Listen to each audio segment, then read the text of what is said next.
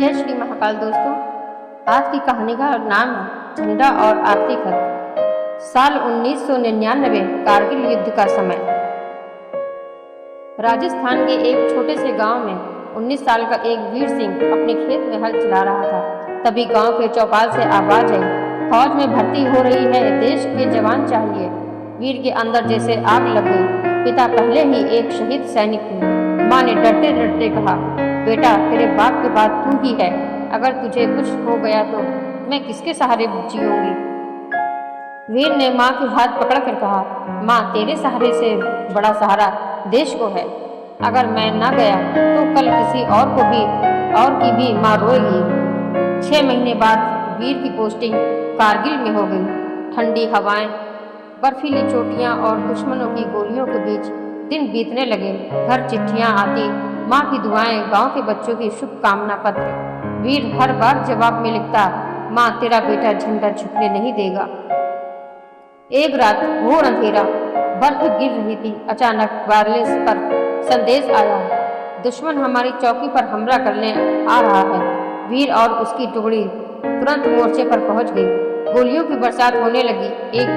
एक गोला पास में फटा और वीर का कंधा लहूलुहान हो गया। साथी बोले, वीर पीछे हट जा, हम संभाल लेंगे।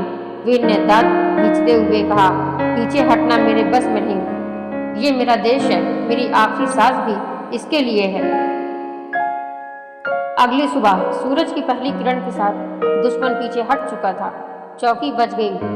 वह वीर जमीन पर पड़ा था, सीने में गोली लगी थी। उसकी हथेली में एक छोटी सी तिरंगे की पिन थी और जेब में एक मुड़ा हुआ खत पर लिखा था, माँ अगर ये चिट्ठी तुझ पर पहुँचे, ये समझ लेना कि तेरा बेटा अब तुझसे मिलने नहीं आ पाएगा। माँ मेरे जाने का गम मत करना। बस गांव के बच्चों को बता देना कि जिंदगी सबसे बड़ी है, पर देश उससे भी बड़ा है।